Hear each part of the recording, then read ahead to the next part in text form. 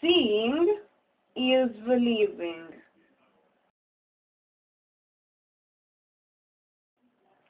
Everyone said the old scary house on the hill was haunted, but I didn't believe them, so I went in order to know the truth. Anxiously, I left with my backpack early in the morning. The path was growing steeper as I was climbing higher. After an hour, I reached the hill. The house was at the top of it. It was a desert place where I could see the cliffs and in the distance the sea. It was an aged house, built with wood. I thought that at that time it would have been a pretty house, but as time passes by, the abandonment and the weather have made it awful, old, almost a ruin. It was a tall, ancient house with broken windows. A wooden stairway, which was partly broken, led me to the front door. At the top of the roof, there was a kind of tower with very small gaps where the birds had made their nests. The ruinous house was uninhabited. There were only different kinds of insects, toads, many rodents, and a variety of seabirds.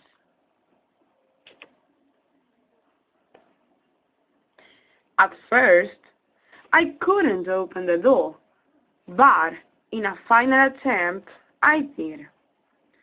To my surprise, a legion of bats came at me in a low level flight, knocking down against the floor, while others remained near the ceiling, hanging from a cross beam. There was no light inside the house. The curtains moved with the wind. I could smell the dust and the damp everywhere. My lantern allowed me to look around, having a ghostly view of the place, because the oak furniture were covered by white sheets and the curtains were really dark. China ornaments decorated the mantelpiece. An antique grandfather clock was standing on a corner of the main room. Its base was broken.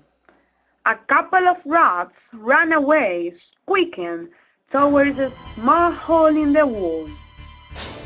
The spiders had spun a perfect web between the furniture and the ceiling. Cautiously, I walked around into the house. The wooden floor creaked over and over. Many of its planks were broken, while others had loads of holes. I observed that there were no furniture in the rest of the rooms, only unpleasant animals with sharp teeth that seemed to taste me as a delicious mouthful. Suddenly, the glass of the skylight fell near me. A ray of sunlight lighted a huge picture with a golden frame above the chimney. It was a painting of an old woman. Her strange appearance attracted my attention. She wore spiky, untidy hair, that showed a worried expression in her wrinkled face. Her light blue eyes had an intensive look. They seemed to be telling me that something was wrong. Besides, her old-fashioned clothes were as sad as her face. I realized that a name was carved on the left corner of its frame. Maria. Who was Maria? An important person or an imaginary woman? So strange, so unhappy. A noise startled me. I heard a sob, a despairing shout. It was the voice of a woman close to the main room. Suddenly, the wind began to blow through the cracks of the walls and the broken windows. The sky was really cloudy. Thunders and lightnings announced a rainstorm. A wind made me feel scared, almost paralyzed.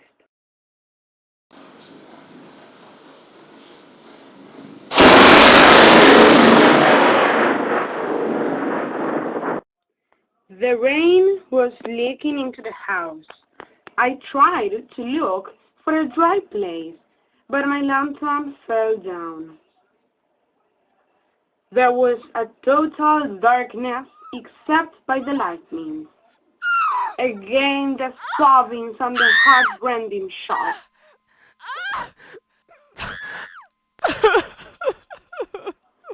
I bent down to touch the floor with my hands here and there, looking for my lantern. After a while, I got it beside a big leather trunk, which I hadn't seen before. It was locked with many padlocks. I realized that the sobbings and the shouts came from there. Immediately, I remembered ancient country folks that were used to tell stories about witches and their spells over those people. I wanted and I needed to know the truth. I wanted to know what would happen if I opened the trunk. I couldn't stop looking at the picture, and at the same time I was thinking about the trunk and its closely guarded secret. My body began to shake, to shiver. I felt like if I was going to faint. My legs were really weak. At that moment, the woman's eyes, so beautiful, so strange, seemed to beg me. "Open it, please! Hurry up!" Again the thunders, the lightnings, the sobbings, and the shouts, all together producing a dreadful sound. My hands were wet. I mopped my brow. My mind had only a thought.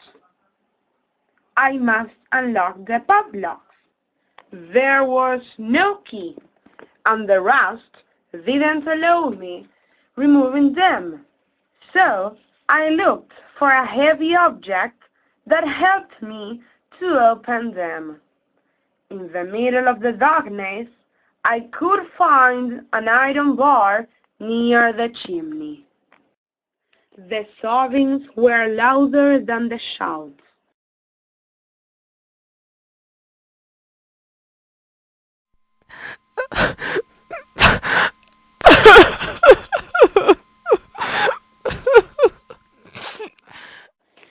They sent shivers down my spine. It was enough in order to drive me mad. But I got my breath back, and again I walked cautiously between the furniture towards the trunk. While the lightnings were illuminating the room, I began to hit the padlocks one by one. A short time later, they were all opened. The trunk opened, and 1,000 of shafts dazzled my sight. The rays came from a marvelous big golden book. I was astonished. It was an ancient book with rare figures in relief, and it had quite a lot of pages. Surprisingly, there were white pieces of paper without writing. But when I was right in the middle of the front page, I observed that big golden letters began to be written, slowly, as only a magic hand could do. One by one, very slowly, making a phrase.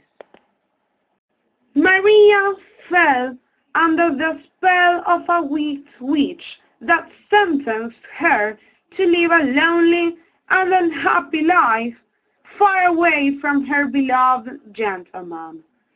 Burn the golden book and the trunk down. Only then Maria will break free from the spell. An unexpected beam fell over the old house, and it burned into flames. The windows and doors flung open. I was thrown out by the explosion. I fell to the ground with my leg broken. The noise and the fire were terrible, so I protected my head with my arms. Finally, a dead calm. All the house was completely destroyed except for the huge picture above the chimney.